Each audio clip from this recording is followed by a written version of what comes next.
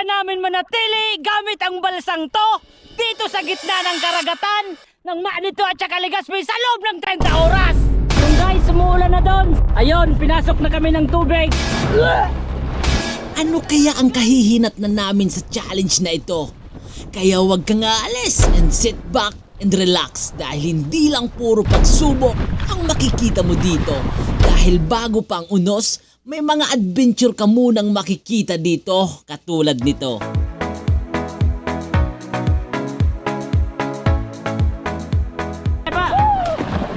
Bago namin umpisa ng challenge na ito, ay nag-prepare muna kami ng aming mga dadalhin.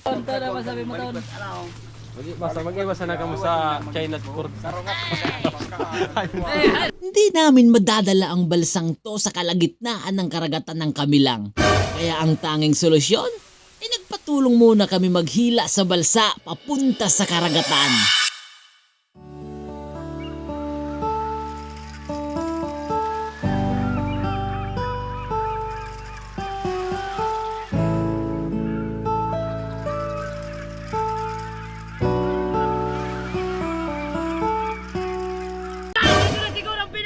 Challenge namin sa buong buhay namin!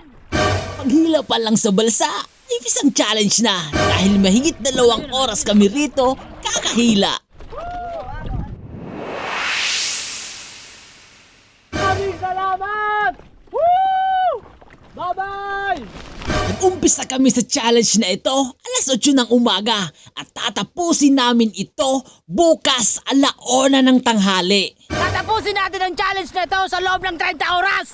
Sa lahat talaga ng naging challenge ko sa umpisa ay para ka lang nag-chill, para ka lang nagre-relax o nag-outing lang, pero ewan ko na lang mamaya. Maglalayag kami hanggang sa aming mapagtagumpayan! Sa totoo lang guys, ang saya ng challenge na ito, sobrang adventure. Kaso nga lang, wala kaming baong pagkain. Hindi namin alam kung paano kami kakain. Guys, pwede na to guys! Ah! Guys, pwede na to! Guto! Ah!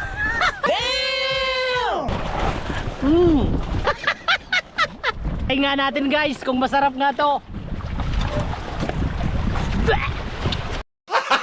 Habang tumataas ang araw ay lalo kaming nahihirapan. So ayun guys, tangali na kahit meron kaming bubong.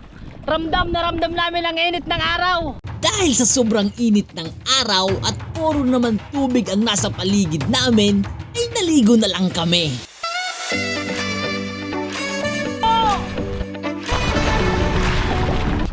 Solid!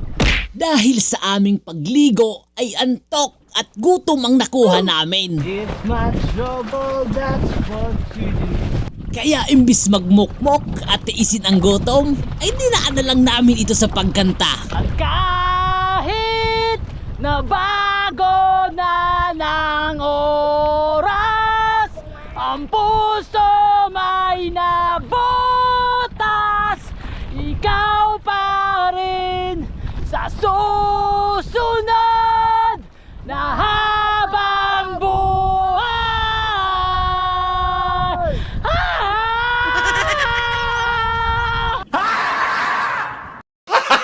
Siguro dahil sa aming pagkanta ay lalong naging agresibo ang dagat na naging dahilan ng pagkabali ng kawayan dito sa likod ng balsa. Dito nakasalalay ang aming buhay sa mga plastic bottle na ito.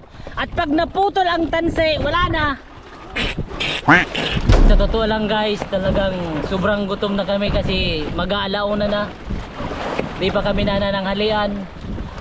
Aabutin pa kami dito bukas na alauna. Bukas na alauna pa kami aalis dahil sa challenge namin 30 hours.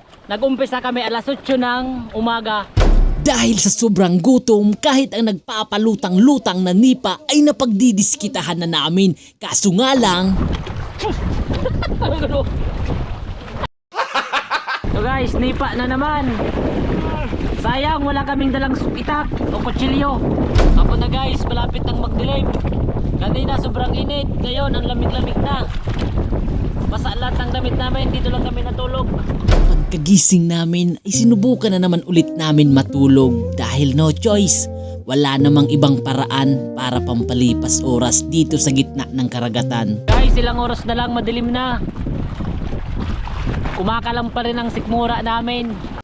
Time check guys, alas 8 na. Hindi nyo na kami sigurado nakikita, pero ang Legazpi ay napakaganda ng liwanag. Yun, kusang makita. Yun guys, nagpailaw na kami. Meron kaming dalang ring light. Gusto ko pala magpasalamat sa kaibigan namin na si Danny Man dahil may pinahatid siya dito na radyo para in case an emergency ay meron kaming makokontak. At gusto ko din magpasalamat sa mga pinsan ko at kaibigan namin dahil kahit nasa malayo kami, andon, nag-aantabay sila magbantay sa amin. Time check guys, alas 11 na. Hindi kami makatulog dahil sa galaw ng alon. Dahil sa seasickness ay hindi ko napigilan magsuka.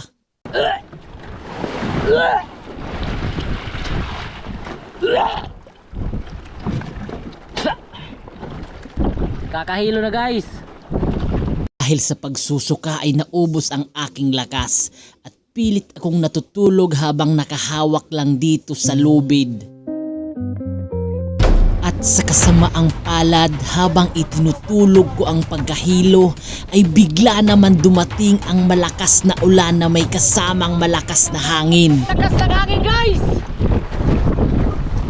Time check guys, alas 3 na guys. Yung ilaw namin ubos na yung karga ng power bank, naubos na yung battery.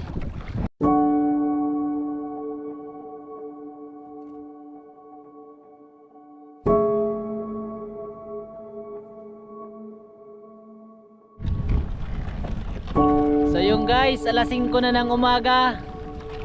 So hindi kami nakatulog ng maayos, tapos kumakalam ng sikmura namin. Alauna pa kami aalis dito sa laot.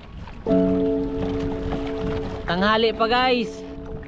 So kaso lang guys, hindi nyo na masusubaybayan yung hanggang tanghali namin dito kasi yung GoPro at saka yung power bank lobat na. Yung GoPro ko 2% na lang, tapos yung power bank nalubat ng ring light kagabi.